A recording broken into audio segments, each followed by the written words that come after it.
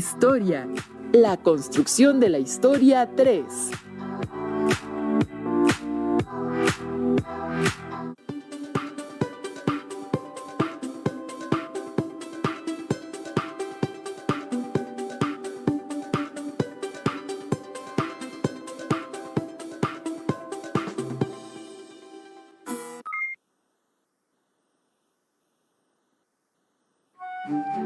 Sean bienvenidas y bienvenidos a una sesión más de la asignatura Historia.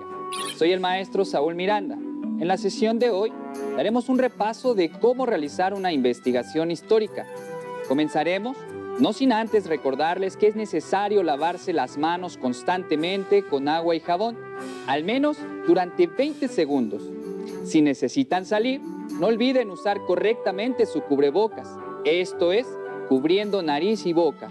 Además, procuren mantener una sana distancia, es decir, permanezcan alejados de las personas mínimo 1,5 metros. Al cuidarnos nosotros mismos, cuidamos a los demás. El día de hoy también nos acompañan las maestras Noemí Juárez y Cecilia Vargas. Agradecemos a ustedes por acompañarnos en esta sesión. En esta ocasión, hemos preparado una sesión muy interesante en la que daremos un repaso de lo visto en sesiones anteriores. Acompáñenos por un viaje en nuestro baúl de los recuerdos. Así es. Siguiendo con lo planeado para ustedes, el propósito de hoy consiste en profundizar en el estudio de un tema a través de la realización de una investigación histórica.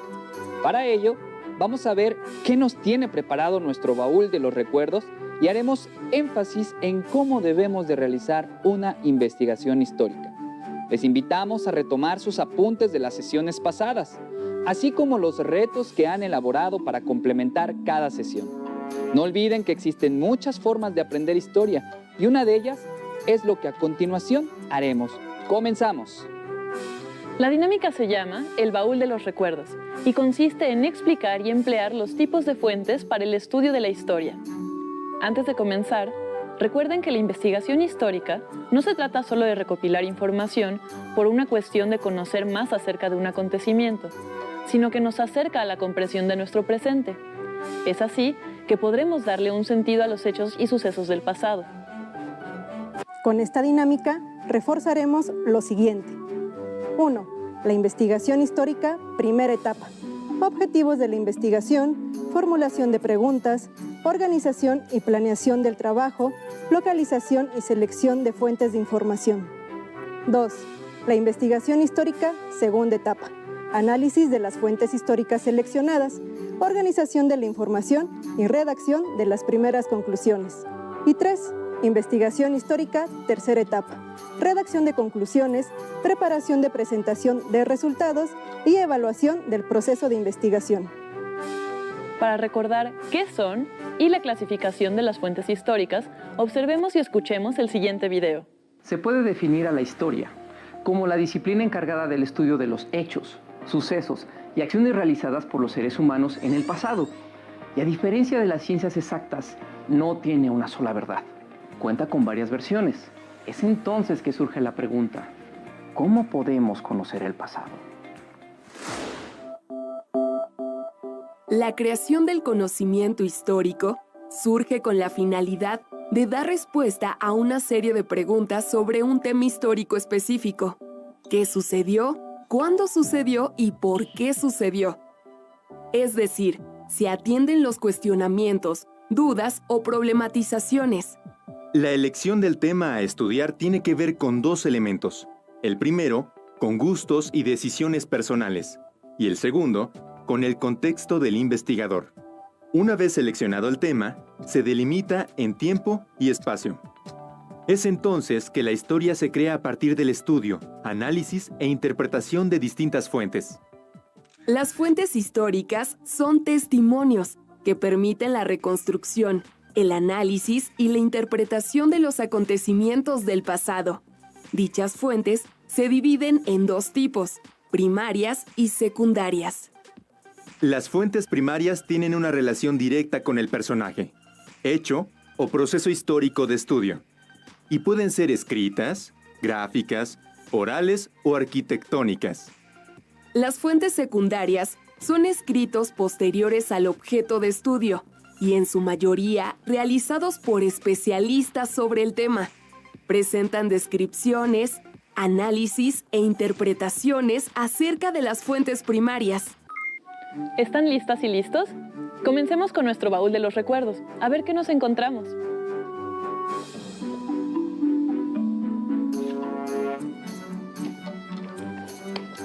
El folleto de Thomas Paine, El sentido común. Inspirado en las ideas ilustradas, este folleto influyó muy fuerte en la opinión de los colonos ingleses de Norteamérica a favor de la independencia. ¿Sabes qué tipo de fuente es? Exacto, una fuente primaria. Estas son las realizadas prácticamente al mismo tiempo que los acontecimientos que queremos conocer y que fueron producidas por los protagonistas o testigos de los hechos históricos.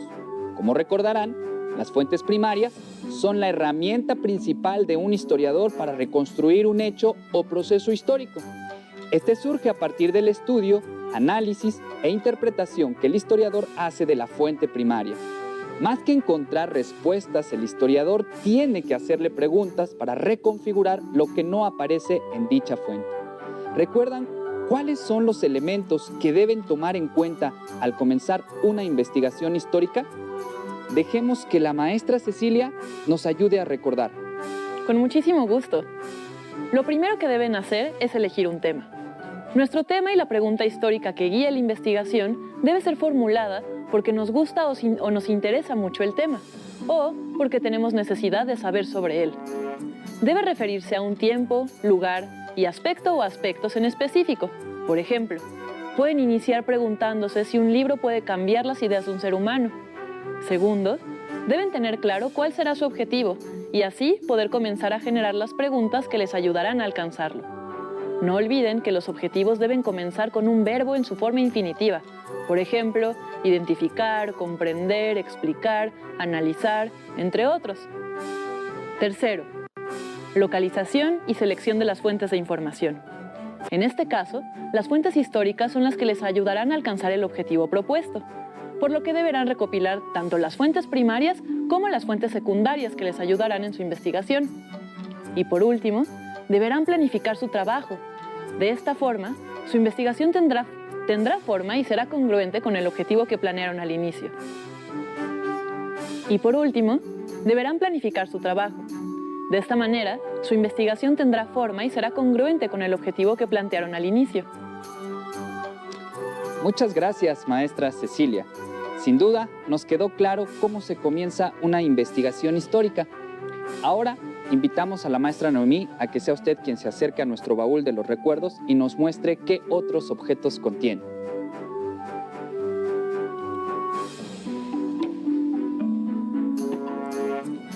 Proclama de la independencia de las 13 colonias de Norteamérica. Esta proclama marca el comienzo de la independencia de las 13 colonias de Norteamérica, en donde se verán concretados los anhelos libertarios de los colonos. Dicha proclama fue redactada por Thomas Jefferson, quien se encargó de enumerar los crímenes cometidos por su rey, Jorge III. En este documento apreciamos las ideas que se venían gestando en Europa y veremos materializado la idea de que el gobierno debe sentarse en el consenso de los gobernados y no solamente en la imposición de un solo hombre. Lo que debemos notar es que en este documento están plasmados los principios enarbolados por los ilustrados europeos. A continuación, analizaremos esta fuente histórica para mostrarles cómo se debe de extraer información de una fuente primaria. En primera instancia, identificaremos la fuente a partir de la pregunta ¿qué es esto? Después, describan la fuente, cómo es o qué se ve. Luego, identifiquen su finalidad. ¿Para qué sirvió? ¿Aún se ocupa un documento como este? Posteriormente, ¿qué información nos proporciona del pasado? Formas de vivir, gobernar, finalidades, etc. Y por último, registro de la información que nos proporciona. ¿Qué momento, qué ambiente y posible contrastación con otras fuentes? Por ello, respondamos la primera pregunta. ¿Qué es esto? La Declaración de Independencia de las 13 colonias de Norteamérica. Ahora describiremos la fuente. Es un escrito que contiene los principales agravios cometidos por la corona inglesa en contra de los colonos de Norteamérica. Asimismo, postula los principios que pretenden alcanzar, tales como igualdad, derecho a la vida, libertad, que el gobierno dimana del consentimiento de los gobernados, que el pueblo tiene el derecho a reformar un gobierno que no acate los principios que les permitan alcanzar su libertad, progreso y felicidad. Una vez descrita la fuente, es necesario que sepan cuál fue su finalidad. En este caso, que los colonos británicos se separaran de la corona inglesa. Ahora, ¿qué información nos proporciona del pasado? Este punto es uno de los más importantes, pues conoceremos los principales agravios en contra de los colonos por la corona inglesa. De esta manera, conoceremos la forma de gobierno que estaba llevando a cabo Inglaterra en sus colonias, tales como la imposición de nuevos gravámenes, leyes perjudiciales al comercio, como las actas de navegación y comercio, entre otras. Y por último, el registro de la información que nos proporciona, en la que anotaremos que fue escrita el 2 de julio de 1776. El autor fue Thomas Jefferson. El contexto en el que se enmarca es la lucha de los colonos ingleses de Norteamérica por obtener su independencia. El ambiente predominante era de insatisfacción por la forma de gobierno empleada por la corona inglesa, e incluso podemos contrastar las ideas con el texto de Thomas Paine que vimos primero. Al término del análisis, pueden redactar una breve explicación con la información que obtuvieron. De esta forma, lograrán los aprendizajes esperados de cualquier tema.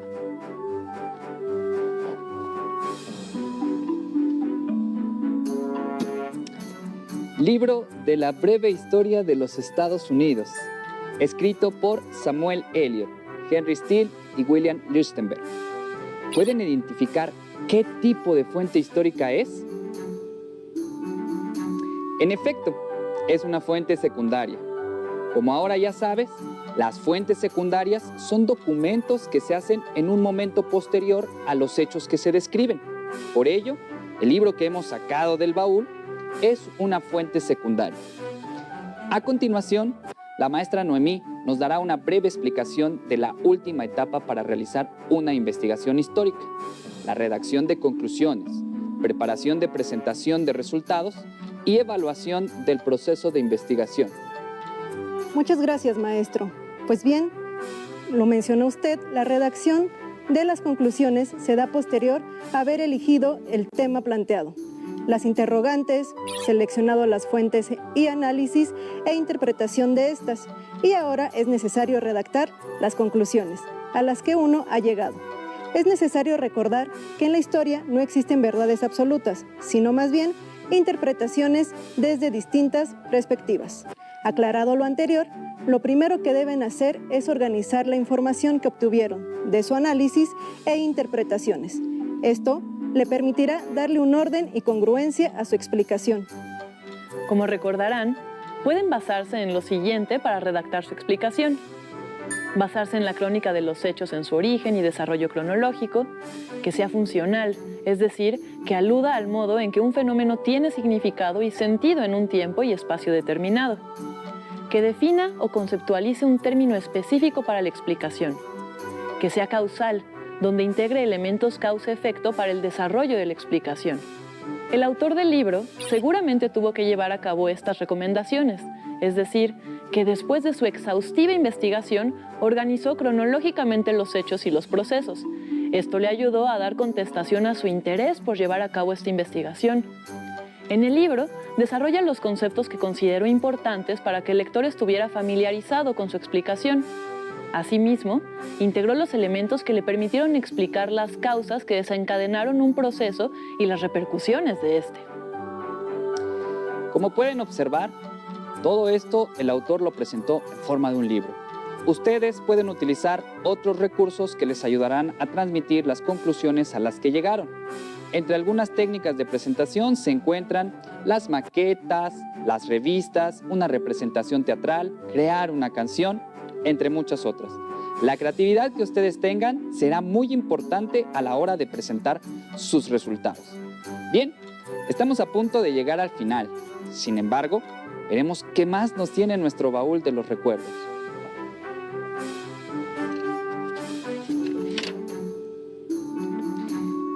Escena de la firma de la Constitución de los Estados Unidos de América. Pintura de Howard Chandler Christie. Pueden seguir los siguientes pasos para el análisis de una imagen. 1. Identificación del vehículo artístico. ¿Qué es? En este caso es una pintura en óleo. 2. Descripción de lo que se observa. ¿Cómo es? Podemos observar que se encuentran varios hombres dentro de un salón. Algunos levantan la mano en señal de aprobación. Otros se encuentran alrededor de una mesa firmando un documento.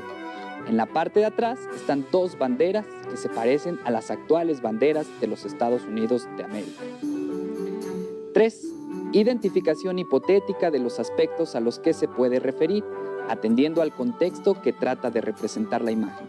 ¿A qué se puede referir? ¿Por qué? 4. Evocación de lo que se sabe o búsqueda de información complementaria para verificar la referencia inicial. ¿Dónde puedo encontrar información para verificar mi hipótesis sobre la imagen? 5. Anotación o registro escrito argumentado de la información obtenida. ¿Cómo esquematizo o resumo lo que he verificado? En este caso, la imagen nos puede ayudar a identificar el tiempo y el espacio histórico, pues a partir de las referencias que uno tenga junto con la información que se recaude, podemos dar cuenta de un horizonte temporal y espacial. Por ejemplo, la imagen hace alusión a la firma de la Constitución de Estados Unidos en Filadelfia en 1787. Con esto, tenemos dos referencias que nos ayudan a identificar el tiempo y el espacio histórico en el que se desarrolló este acontecimiento. Ahora, ¿qué tipo de fuente es? La pintura fue realizada en el año de 1940. Por esa razón, es una fuente secundaria, dado que no fue realizada en la época ni por algún testigo de dicho acontecimiento. Por último, y como forma de retroalimentar su investigación, es necesario evaluar las dificultades que tuvieron al emprender su investigación, si alcanzaron el objetivo planteado, si la información fue la adecuada o suficiente para responder sus cuestionamientos, si lograron identificar el tiempo y el espacio, si hubo orden y congruencia en la explicación. Esto les permitirá saber si cumplieron exitosamente con su investigación. ¿Qué creen? Se nos ha terminado el tiempo. Así que antes de despedirnos, vamos a recapitular lo que vimos en esta sesión de repaso. 1. Vimos qué elementos debemos tomar en cuenta para comenzar a elaborar una investigación histórica. Elección del tema, objetivos de la investigación y formulación de preguntas, localización y selección de las fuentes de información, organización y planeación del trabajo. Cómo analizar una fuente primaria y secundaria. Dónde es necesario identificar la fuente, describir la fuente, establecer su finalidad, información que proporciona del pasado, registro de la información proporcionada. 3. Redacción de conclusiones y evaluación de la investigación. En efecto, maestra. Esperamos que este repaso haya sido de utilidad.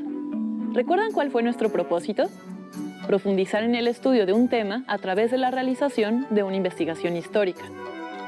Les sugerimos consultar también su libro de texto para contrastar la información o bien complementarla, así como el empleo de otras fuentes primarias y secundarias que seguro ya lograron identificar y analizar. Para complementar la información, les invitamos a ver y escuchar el siguiente video.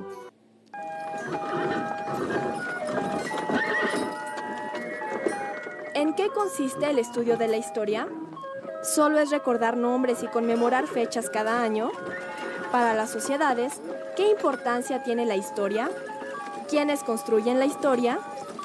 Francés decía que no sabemos para qué sirve la historia, como tampoco sabemos para qué sirve el arte. Y sin embargo, no podemos entender la vida sin la historia y sin el arte. La historia es la base de la memoria. La memoria histórica de un pueblo es algo importantísimo. Los individuos como las sociedades necesitamos tener alguna conexión con el pasado.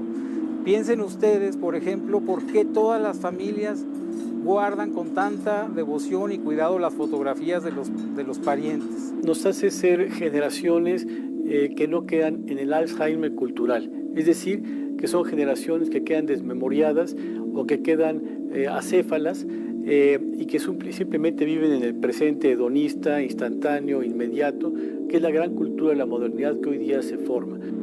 Es esa idea de saber de dónde venimos, y los historiadores lo que hacemos es justamente encargarnos de ese mismo asunto, pero a nivel de la sociedad en general. La historia siempre es contemporánea, es verdad, es decir, todos los hechos del pasado son vistos por los ojos del presente.